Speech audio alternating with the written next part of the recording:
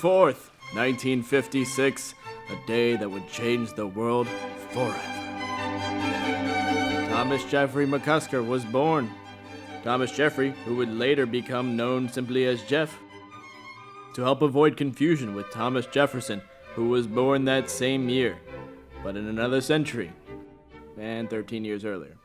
Jeff is a renowned artist, writer, musician, son, father, husband, who made his first billion before the age of 15. Yeah. Whoa, cut. His first billion? What? What'd I do? Just stick to the script. Look, I'm just trying to spice things up a little bit here. Spice things up. This is a documentary on Jeff's life. You can't go around making things up. Why? It's not like anyone's ever gonna watch this thing. All right. Look.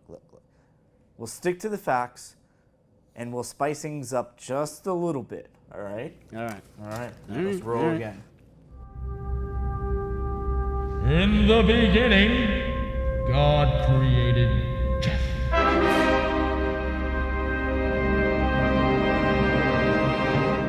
And God decided that Jeff was great. As a youngster, Jeff was born in a hospital. A hospital? What is it? It's a big building with patients, but that's not important right now. In Uniontown, Pennsylvania, to Tom and Nancy McCusker, who many called the first couple of Fayette County, but only because they were the first couple to actually get married in that area, and weren't cousins that we know of. Jeff's childhood was pleasant and typical. I have a lot of great memories with Jeff. We got into all kinds of mischief.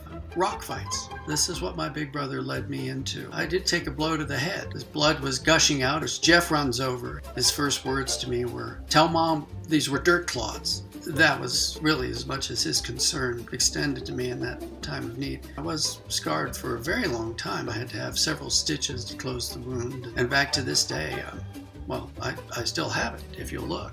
See this whole area here? This entire area is my scar. Jeff is significantly older than I am. And this is kind of a scoop that I want to share on Jeff's 60th birthday.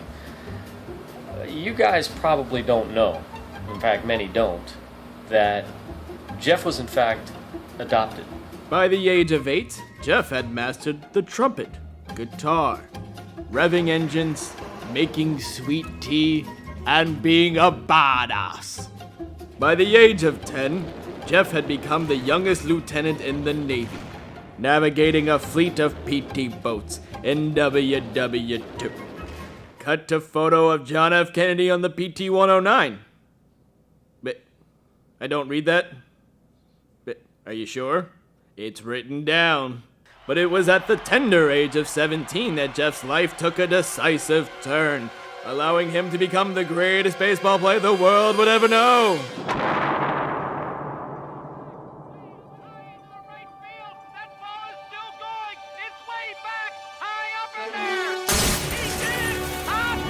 When you look at his career, he's one of the game's best players.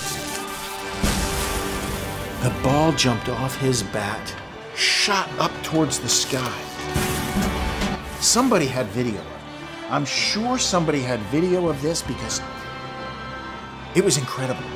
Oh, he'd grip that little bat in his little meaty hands. He'd give it a big rip. You know, I'd like to say that I had something to do with it. Okay, I did. He says, this game ain't over until the fat lady sings. Sure enough, there was a fat lady over on the side. She was singing. After setting the baseball world ablaze, Jeff was then inspired to stop the world's blazes and become a firefighter, fighting the most treacherous fires Bowie, Maryland had to offer. Still fits like a glove. I'm Captain Smith, Bowie Fire Department, since 1966. Been around a long time, seen a lot of fires. We went through a period in Bowie. Well, I guess it was the early 70s. We never saw so many fires. Oh, fires like this. There was a little guy running around. I turned to my One of the guys next to me, I said, who's that little guy running around? That's Jeff McCusker. Up to that moment, I never saw anybody put a fire out like that. He was fast. He was amazing with the hoses. This man could work a hose. That came out wrong. He was zipping around. It was almost as if he got there before the fire started. So that night, I was talking to my wife. I said, Mabel, we got this young guy named Jeff McCusker. The guy is amazing. He gets to the fires before they start. Mabel looked at me. She was a little hard of hearing. And she goes, how does a person do that? Is he a fire starter? And something clicked. I've gone back in the logbooks.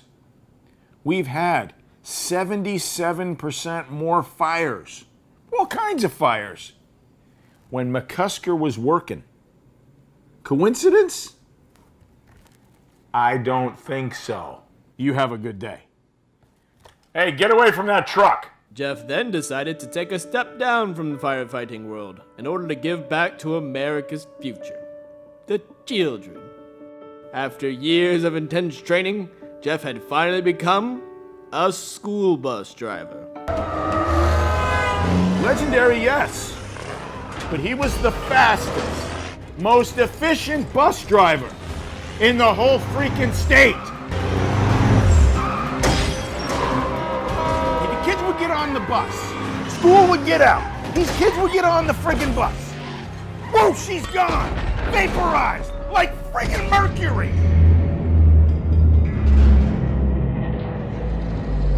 Jeff McCusker. Yeah, he was a legend. Oh, he's the legend. I just don't know how he did it. But Jeff had never forgotten his love of music, his proficiency with obscure musical instruments, or his desire to wear tight pants on stage. So he then returned to his greatest passion, which raged as hot as the fires he once put out, and became a rock star. A gentleman by the name of Jeff McCusker comes to mind.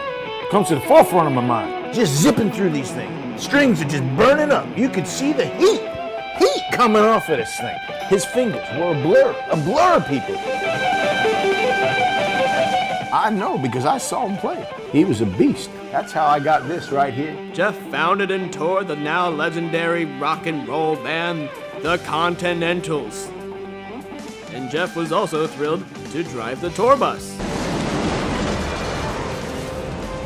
In no time at all, he was flying their jumbo jet. But conquering the world was no easy task. But for Jeff, there was still something missing. Someone to conquer his heart. Enter Andrea Cottrell, prom queen, Dean's List, Nobel Peace Prize winner, inspiration to Mother Teresa, and the most popular girl in America. For Jeff, it was truly a match made in heaven. My first date with Jeff was so romantic. He drove us all the way to King's Dominion, which was closed. So we sat in the parking lot in his hot Mustang, and he described all the rides we could have ridden. I knew then this man was going places. And then later that day, he proposed to me. Our life has been like a sitcom, except sitcoms are usually funny.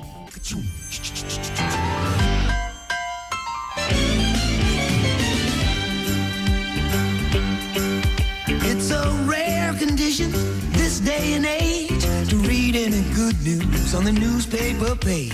And love and tradition of the grand design, some people say, is even harder to find.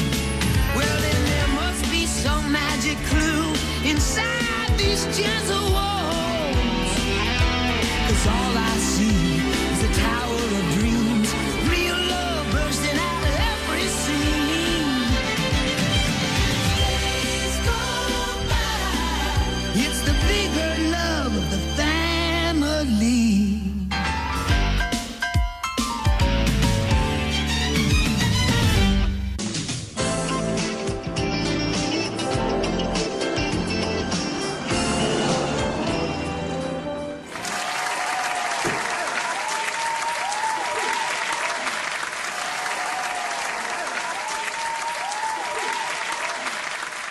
Boy, I sure am tired from being a firefighter, a baseball legend, and A guitar god. I'm sorry to hear that, but I'm still gonna need a ride home in your award-winning Mustang.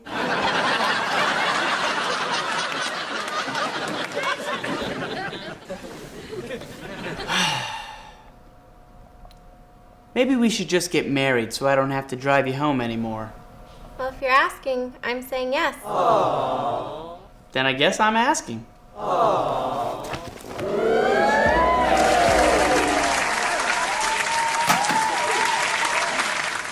Jamie! Uh-oh, SpaghettiOs!